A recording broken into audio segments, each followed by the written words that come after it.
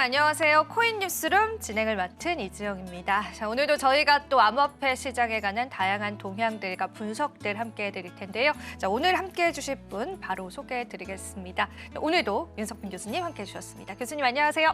네, 트러스 커넥터 서강대 윤석빈입니다. 네, 우리 시장이 변동성을 크게 나타내고 있습니다. 시장의 불안감이 좀 많이 공존하는 것 같습니다. 그래서 더욱더 저희가 전략을 잘 짜봐야 될 것 같은데요. 오늘은요, 최근에 또 AI 시장을 뜨겁게 달궜었던 딥시크에 관한 이야기를 좀 해볼까 해요. 과연 이 딥시크와 암호화폐 시장에 어떤 연관성이 있는지 일단 하나의 또 질문부터 시작을 해보겠습니다. 이 딥시크한테 리플 가격이 얼마나 오를 것이냐라고 물어봤는데 딥시크가 어떤 대답을 했죠, 교수님? 네, 대답이 좀 저도 뭐 제가 이거는 제 원고 제가 쓴 건 아닙니다만 네, 뭐 30달러까지 오른다? 그러니까요. 네. 사실은 그래서 저도 이제 이런 거를 저는 가격을 물어보진 않는데 또 이제 시청자분들은 관심이 있을 수 있으니까 그래서 일단은 딥시크는 먼저 딥시크 써보셨나요? 이렇게.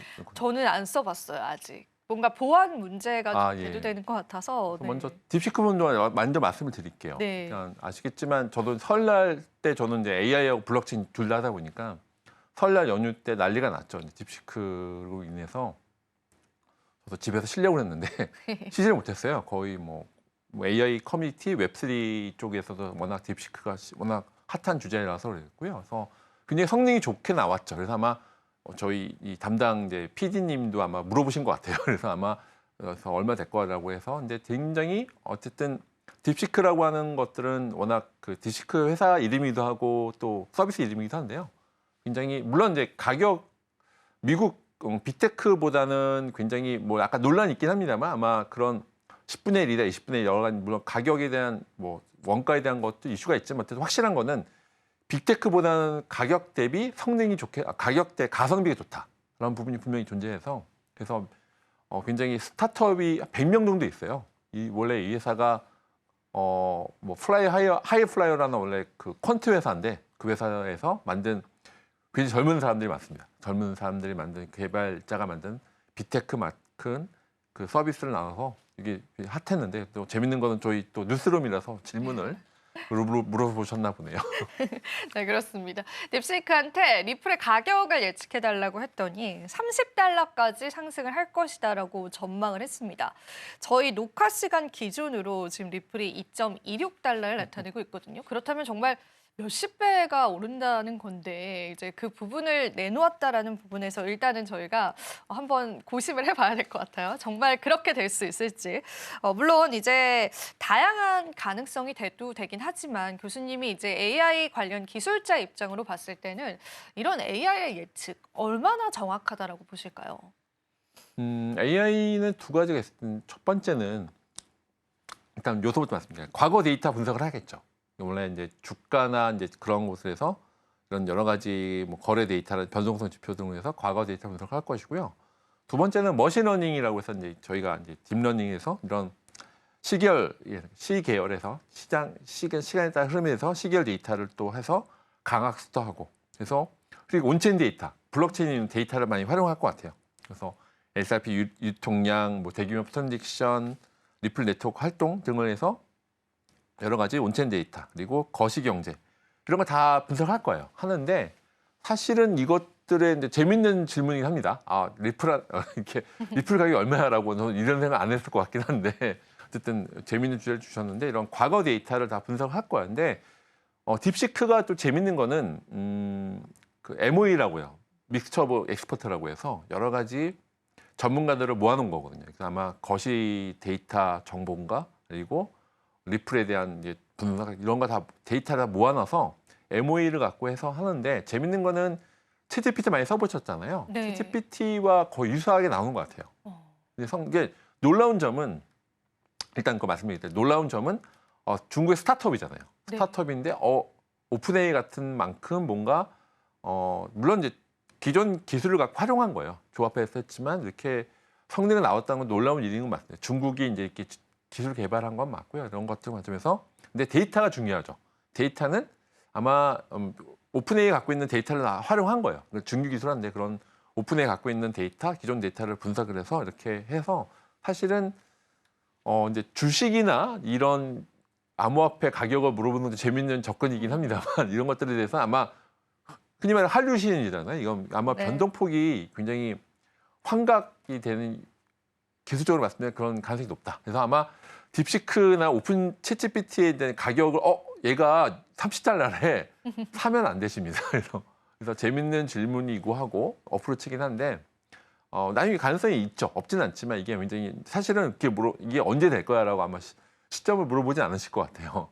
단지 언제야 네. 언젠가 될 수도 있죠. 하지만 이게 20년 후에 될지 10년 될지 이렇게 아마 그런 것들은 정확하지 않고 사실은 과거 데이터를 갖고 분석해서 이런 것들은 답변이 나오는데 그것만 믿고 하시면 안 된다. 이런 걸 다시 한번 강조를 드리고 싶습니다.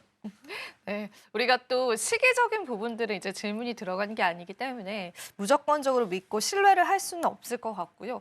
하지만 지금 딥시크의 AI 능력이 사실상 오픈 AI와 비슷할 정도로 굉장히 좋은 성능을 나타내고 있다는 건 여러 가지 또 매체를 통해서 확인된 바입니다. 그래서 AI 시대에 또 다양한 트리거가 될 수 있을지 아니면은 또 그에 따른 부작용들이 또 염려가 많이 될지 우리가 시장 상황들을 조금 더 지켜봐야 될 것 같고요. 그러면은 리플 30달러 선의 시나리오가 만약에 적용이 된다라고 한다면 지금의 시가총액에서 어느 정도 상승을 해야 도달을 하게 되는 걸까요, 교수님? 현재 오늘 이제 네. 이 녹화 날짜 아까 네. 2.2달러 정도 예, 됩니다. 그럼 네. 30달러면 좀 멀었죠. 그럼 네. 이 관점에서 봤을 때는 아마 이게 이제 워낙 변동폭이 크잖아요. 네. 그렇기 때문에 사실은 이건 시점은 저도 챗GPT나 딥시크가 아니기 때문에 네.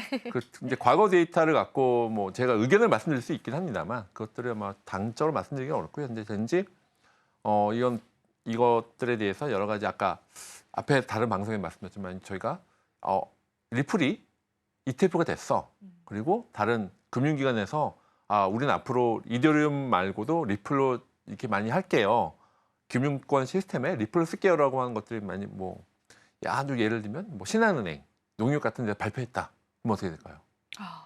그럼 사실은 그 관련된 주가가 오르듯이 올라갈 수 네. 있겠죠. 그런 관점에는 분명히 이제 글로벌리 그런 마켓이 있어서 그런 신호를 가능이긴 합니다만 사실은 굉장히 2달러에 30달러면 아직 15배 정도 올라야 되는가 그것들에 대해서는 아마 시간적으로 그렇고 그 마켓 사이즈 자체도 굉장히 넘어야 될 산이 많죠. 근데 어쨌든 되게 재밌는 주제입니다. 그래서 우리 PD님께서 재밌는 질문을 하신 거죠. 딥시크한테 물어보면 딥시크가 오늘 핫한 AI니까 근데 AI 관점에서 이런 여러 가지 종합적인 데이터를 갖고 이제 답변을 내놓았다고 하는 재밌는 시간이긴 한데 말씀드렸지만 이것만 믿고 하시면 안 된다. 다시 한번 강조드리고 싶고요. 네. 그래서 아마 제가 저도 AI가 아니니까 그렇게 아마 이제 재밌는 건 ETF 승인이라든지 다른 기존 금융권 시스템에서 아니면 예를 들면 우리나라 예를 들면 신세계라든지 롯데에서 이제 SRP를 결제할 수 있어요. 물론 넘어야 되는 산이 많습니다. 우리나라 좀 금융위 금감원 이제 많이 넘어야되는데 예를 들면 금융위 금감원에서 이제 앞으로 리플로 결제도 돼요. 그럼 어떻게 될까요? 시장에서 폭발적이죠. 그렇죠. 그러면 네. 리플 유저도 늘어날 것이고 그러면 이렇게 생태계가 돌아가면서 그러면 30달러 이상도 갈 수 있겠죠. 근데 그거는 시나리오로 말씀드리는 거예요. 시나리오 상으로 보면 그렇게 됐을 때는 가능성이 있다. 하지만 AI한테 물어봤더니 딥시크가 30달러라고 얘기했어요. 그거 갖고 바로 리플 거래하시고 그러면 안 된다는 말씀드리고 근데 리플이 ETF라든지 기존 금융권 시스템이 확대됐다. 그러면 가능성은 있다. 하지만 그 시점이 언제 될지는 저도 신이 아니기 때문에 네. 이렇게 앵커님이 물어보셔도 제가 이제 왜냐면 저 신중하게 답변해야죠. 그쵸, 저도 그쵸. 다른 데서 네. 방송도 해야 되고 강연도 해야 되는데 교수님 말 믿고 했더니 망했어요. 그럼 제가 욕 안 먹기 됩니다. 때문에 저도 네. 단정적으로 말씀 못 드리고 어쨌든 이런 데이터를 갖고 분석한다. AI는. 그리고 여러 가지 예측 모델을 갖고 할루에이션이 있는 상태죠. LLM 자체가 이제 그렇게 답변을 해서 이건 확률적으로 얘기한 거죠. 딥시크 자체는 확률이다. 그래서 보시면 될 것 같고 AI에 답변했기 때문에 나 바로 거래할게요라고 하시면 안 된다는 걸 다시 한번 강조해 드리고 싶습니다. 좋습니다.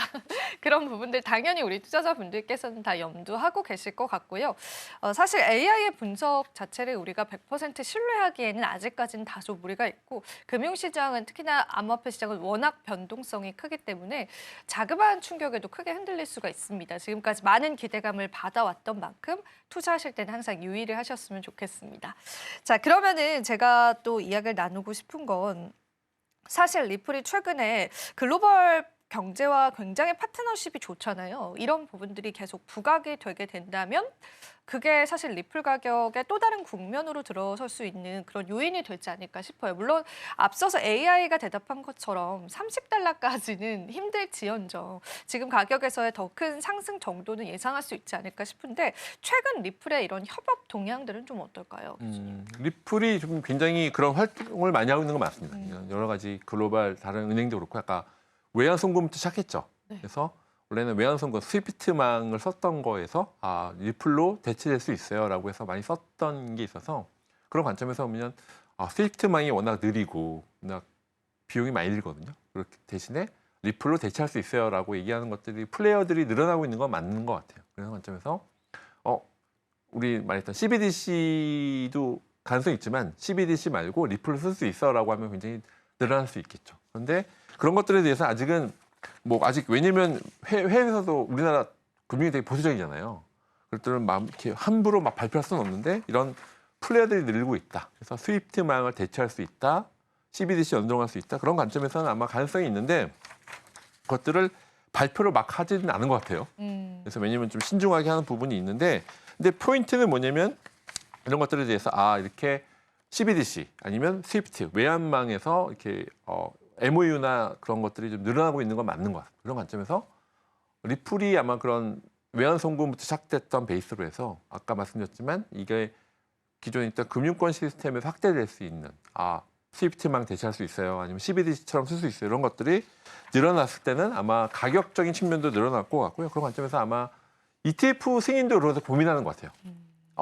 리플이 갖고 있는 자생적인 면이 있거든요. 이렇게 스위프트망 대체하는 부분에서 이렇게 했을 때는 가능성이 있을 것 같아라는 관점에서는 아마 이런 포인트에서 아마 리플에 대한 것들이 SEC 소송도 영향을 미칠 것 같고 이런 관점에서 비트코인 ETF처럼 리플 ETF가 된다. 그리고 이런 여러 가지 거래하는 부분들이 은행에 많이 써요. 이런 것들이 늘어나면 늘어날수록 어떻게 될까요? 그러면 SEC도 가만 둘 수가 없는 거고 미국 그쪽 말씀드렸지만 트럼프 2.0 되게 팅크립토잖아요. 이런 것들이 리플에 대한 확대되는 거를 그냥 그럼 대신 달러랑 잘 패깅되고 달러 스테이블 코인과 잘 연동해야 돼라고 만약에 그게 잘 된다고 하면 아마 긍정적인 것들이 돌아갈 수는 있을 것 같긴 해요. 근데 재밌는 거는 기존 우리 레거시 금융에서는 되게 신중하죠.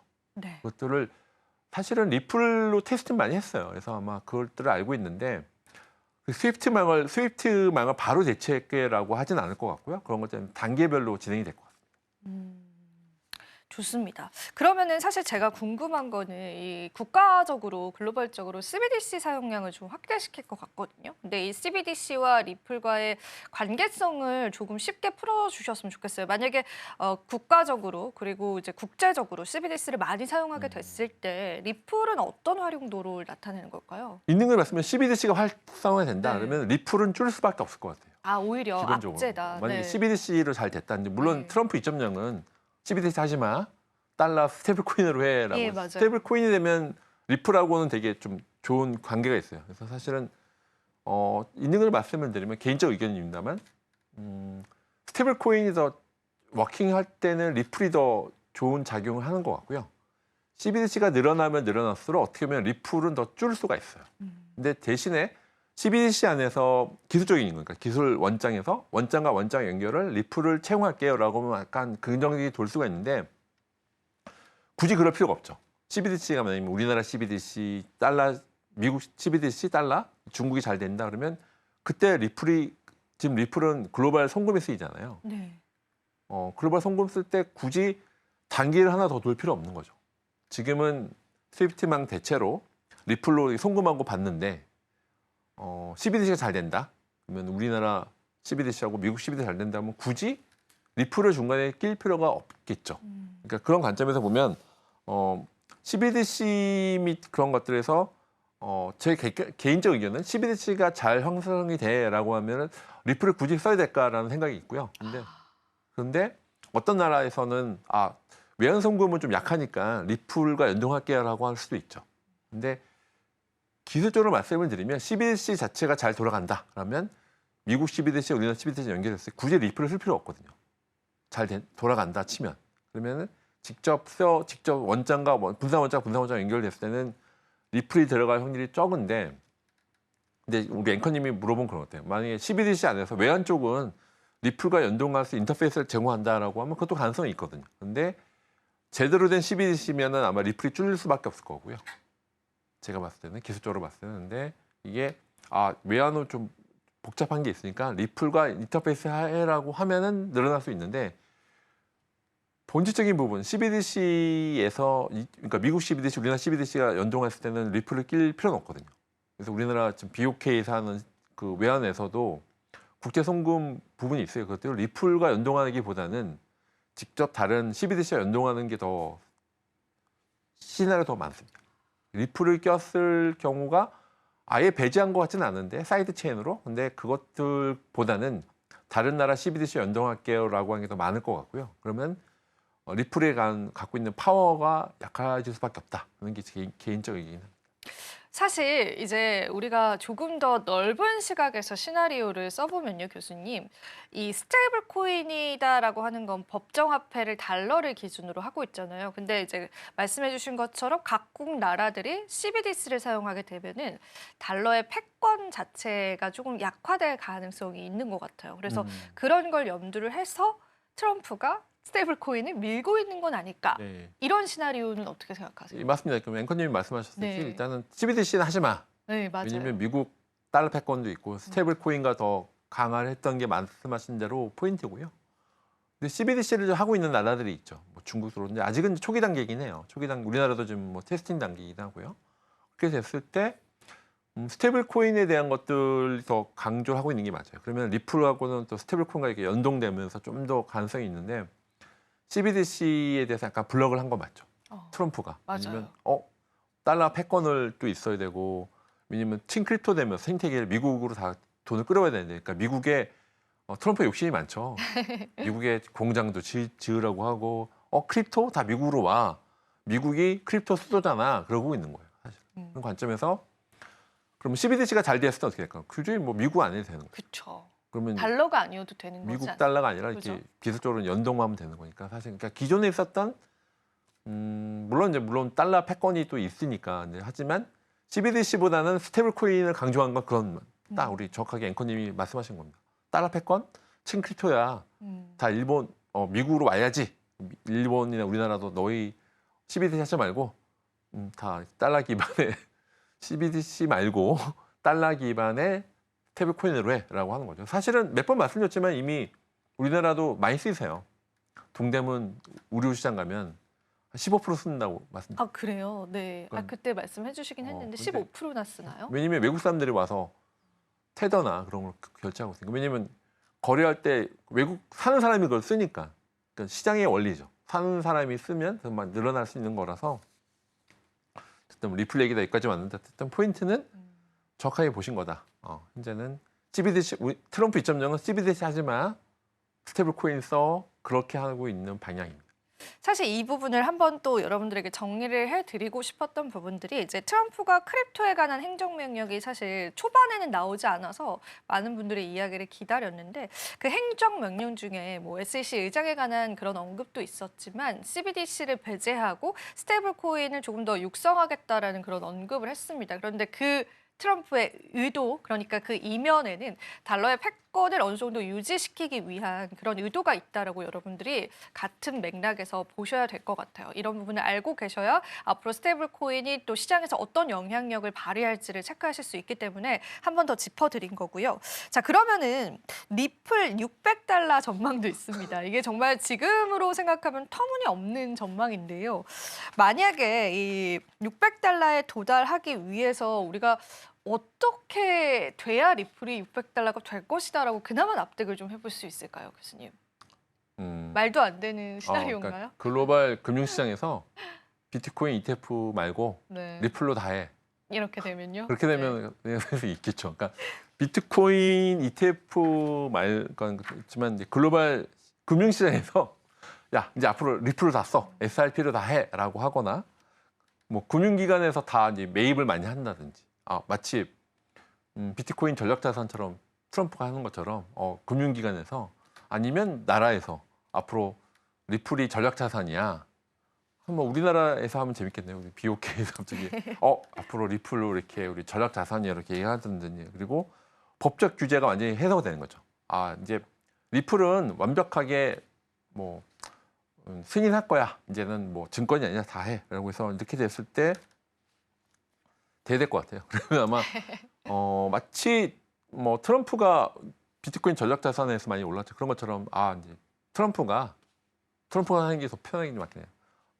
비트코인도 전략자산이지만 리플도 전략자산인데 리플은 근데 아시겠지만 약간 이게 좀 다르잖아요. 중앙 리플 랩스도 있고 약간 이름이 랩스도 있고 여러 가지 엔티티가 확실히 해서 좀 이슈가 좀 있긴 하죠. 그런 관점에서 근데 아니면 뭐 미국 행정부가 인수한다든지 뭐 그렇게 됐을 때 그러니까 이 얘기는 뭐냐면 모든 스위프트망 대신에 다 리플, XRP를 다 써라고 하면 $600 될 수 있겠죠. 근데 그거는 좀 굉장히 가능성이 희박하니까요. 희박하고 그죠? 그렇게 되면 아마 리플 그 아마 홀더분들은 아마 서울경제TV 와서 파티하실 것 같습니다. 초대합니다. 네.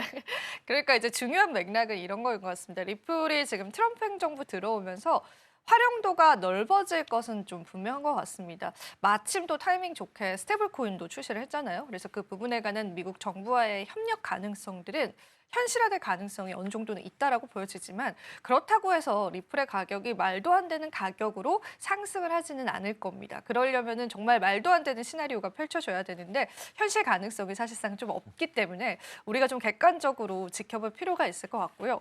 자, 그럼 마지막으로 교수님께 질문을 드리고 싶습니다. 우리가 지금 현실적으로 교수님이 뭐 기술적으로 분석을 해주시고 가능한 시나리오들을 좀 대입을 해봤을 때 2025년도 그리고 2030년도 리플의 가격 전망과 또 리플이 어느 정도의 입지를 좀 차지할 수 있을 것이다. 금융시장에서. 요런 또 시나리오 몇 가지만 좀 제시해 주실 수 있을까요? 물론 장담할 수는 없는 시장입니다. 네. 그러니까는 아마 제가 이제 가격 얘기는 잘 안 하긴 하는데 네.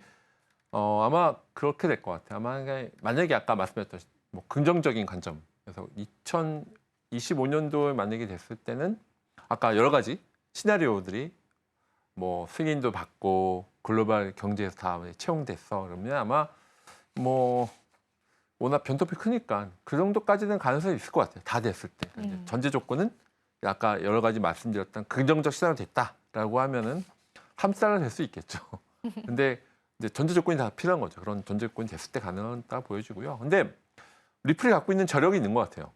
역사적으로 봤을 때 이렇게 오랜 역사를 갖고 물론 비트코인 같지는 않지만 그 갖고 있는 이더리움 생태계 같지 않은 또 이제 그런 송금이나 결제에서 갖고 있는 그런 생태계, 그러니까 비트코인, 이더리움 각자 특징이 있잖아요. 그런 것처럼 보면 리플이 갖고 있는 생태계가 분명히 존재한다. 저도 그건 인지하고 있고요. 그런 것들이 뭐 올해는 많이 제대로 많이 잘 돌아갔을 때 그렇게 될 수 있지만 아마 2030년 정도 됐을 때는 아마 글로벌 비트코인 네트워크, 이더리움 네트워크, 리플 네트워크가 이제 서로 상호작용하면서 같이 동방성장되는 시나리오가 가능할 수 있을 것 같다 보여집니다. 그러니까 그게 내년 리플이 다 이더리움 대체할게요. 그건 아닌 것 같고요. 비트코인 네트워크가 있고 이더리움 네트워크가 있는데 리플 네트워크가 특히 이제 글로벌 송금 결제라든지 그다음에 갖고 있는 디파이 일부를 이렇게 연결되면서 그러니까 전제 조건은 이제 시장 자체가 더 커져야겠죠. 디지털 자산이 더 기존 금융권과 디지털 연결된 시장이 확대됐을 때 비트코인 네트워크, 이더리움 네트워크에 더불어서 리플 네트워크가 이더리움 네트워크보다 커진다라고 말씀드리기 어려울 것 같아요. 하지만 같이 성장될 수 있다. 이런 관점에서는 $600까지는 몰라도 그 분명히 여진이 네. 있다. 그렇게 좀 정리를 해드리고 싶습니다. 네, 좋습니다. 오늘 또 딥시크와 리플 저희가 같이 한번 전망치들 나눠봤는데요. 그래도 또 리플 생태계 자체는 변화를 많이 겪고 있기 때문에요. 관련한 소식들을 여러분들이 계속 지켜보시면 좋을 것 같습니다. 자, 오늘도 여러분들에게 도움 되셨기를 바랍니다. 오늘 윤석빈 교수님이 좋은 말씀 해주셨습니다. 교수님 오늘도 도움 말씀 고맙습니다. 네, 감사합니다. 네, 코인 뉴스룸 오늘은 저희 여기서 물러가 보도록 하겠습니다. 저희 다음 시간에는요 더 알찬 주제들로 좋은 소식들로 함께하도록 할게요. 시청해주신 여러분 고맙습니다.